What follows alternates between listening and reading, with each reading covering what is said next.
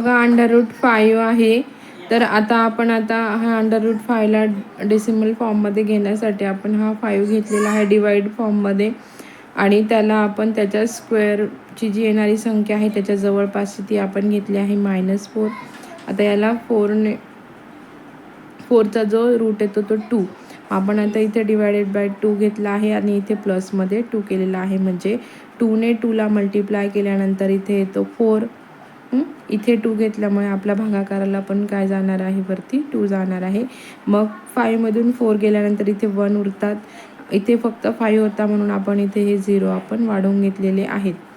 ठीक आहे. मग हे 0 आपण 2 खाली घेतल्यानंतर इथे 100 होतात.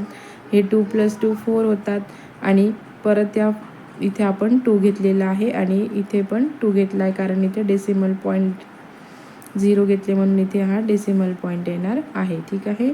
तर बघा या 2ने या 42ला मल्टिप्लाय करायचं तेव्हा इथे आपल्याला 100पेक्षा लहान संख्या पाहिजे की जी मायनस होणार आहे.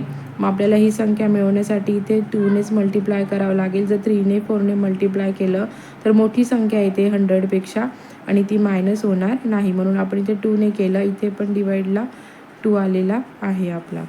ठीक आहे. परत आता हे 2 + 2 4 येतात. हे 4 ॲज इट इज येतात आणि आता आपण इथे 3 घेऊया. मग या 3ला आपण इथे प्लस करायचं आहे. इथे प्लसचं साईन दिल्यानंतर पण या संख्येने या संख्येला मल्टिप्लिकेशन केल्यानंतर आपल्याला जी ही व्हॅल्यू मिळते ती या संख्येमधून वजा झाली पाहिजे. ठीक आहे. मग आता या संख्येला इथे 3ने मल्टिप्लाय केलं मग इथे क्वोशंटमध्ये पण आपला 3 येतो. ठीक आहे. आणि याचं जे मल्टिप्लिकेशन येतं ते आपल्या या संख्येतून वजा झालं पाहिजे. तर इथे ही संख्या येते आणि हे वजा झाल्यानंतर इथे उरतात 271. ओके. आणि आता हे 0 आपण खाली घेतलेले आहेत जेणेकरून या संख्येचा गुणाकार केल्यानंतर आपली ही संख्या वजा झाली पाहिजे. ठीक आहे. मग इथे 6 घेणार आहोत आपण. हे 3 + 3 6 हे 44 ॲज इट इज येतात. आपण इथे 6 घेणार आहोत. +6 करायचे आहेत म्हणजे या संख्येला या संख्येने मल्टिप्लाय करायचं आहे. क्वोशंटला पण आपला 6 येणार आहे. नंतर आपल्याला ह्यातून आपल्या मल्टिप्लाय होण्यासाठी यांचं मल्टिप्लाय केल्यानंतर इथे संख्या मिळणार आहे 26,796. मग यातून ही संख्या मायनस केल्यावर इथे होतात आपली 30,400. ओके. मग आता आपण याला काय करू आहोत, इथे सुरुवातीला 0 आल्यामुळे आपण हे 0ने याला मल्टिप्लाय करायचे म्हणजे इथे आपली ही संख्या येते आणि आपण वरून परत इथे 2 0 घेतले आहेत. परत 6 ॲड करायचं आहे आणि 6ने याला मल्टिप्लाय केल्यावर आपल्याला ही व्हॅल्यू मिळणार आहे. आपण परत ही यातून वजा करायची आहे आणि पुढे जो आपला भागाकार आहे तो या पद्धतीने असाच चालू राहणार आहे. म्हणून √5ची डेसिमल फॉर्म येतं 2.2360. ओके. समजलं सर्वांना.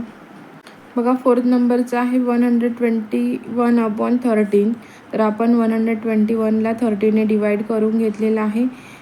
13 9s are 117. इथे उरतात 4. मग आपण इथे 0 घेतला आहे. इथे डेसिमल पॉईंट घेतलेला आहे. ठीक आहे. मग इथे 13 3s are 39. इथे उरतात 1 उरतो. मग आपण इथे 0 घेतलेला आहे. परत आपण इथे आता 13ने 10 डिवाइड होणार नाही म्हणून आपण इथे 0ने डिवाइड करून घेतलेला आहे. इथे 0 आला आहे म्हणजे हा 10 ॲज इट इज खाली येतो. त्याच्यासोबत आपण 0 लावून घेऊया नंतर मग 13 7s are 91.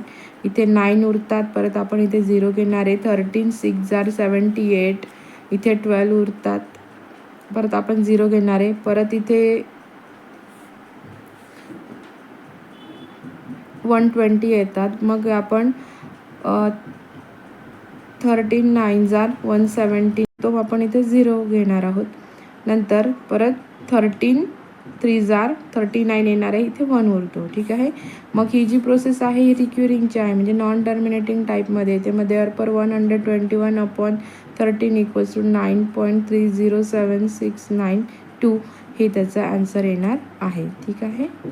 नंबरचं एक्झाम्पल आहे 29/8 आहे. ठीक आहे. आपण आता 29ला 8ने डिवाइड करून घेणार आहोत. इथे 8 3s are 24 येतात. ठीक आहे. इथे 5 उरतो. तर ते डेसिमल पॉईंट घेऊया. ते आपण 0 घेणार आहोत. ठीक आहे. मग 8 6 जार 48 येतात, सॉरी 6 जार 48 येतात, इथे उरतात 2. ठीक आहे. परत आपण इथे 0 घेऊया. मग 8 2 जार 16, ते उरतात 4, ते 0 घेऊया. 8 5 जार 40.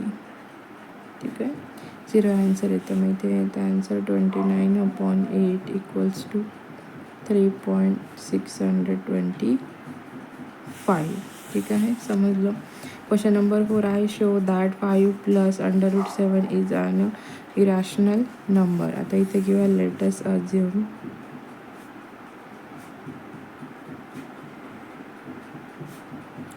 that 5 plus √7 is a rational number.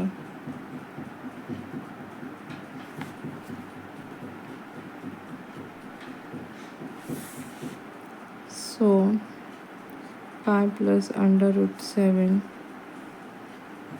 can be expressed in P upon Q form. Therefore, P upon Q is reduced form of rational number. Hence, P and Q have no common factor.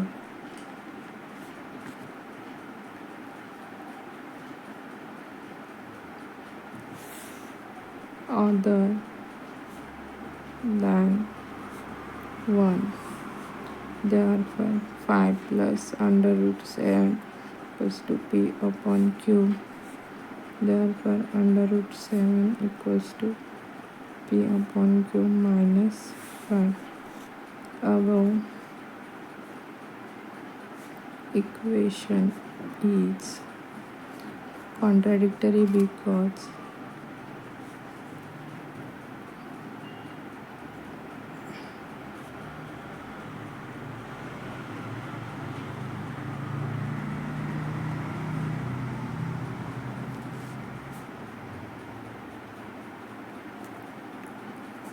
here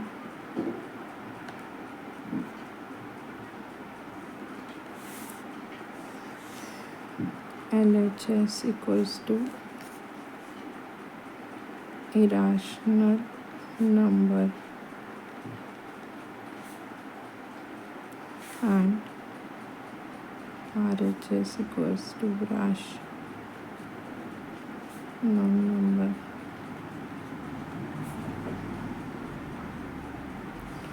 Which is not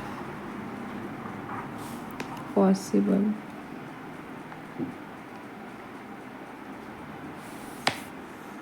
Thus, 5 plus √7 is a irrational number.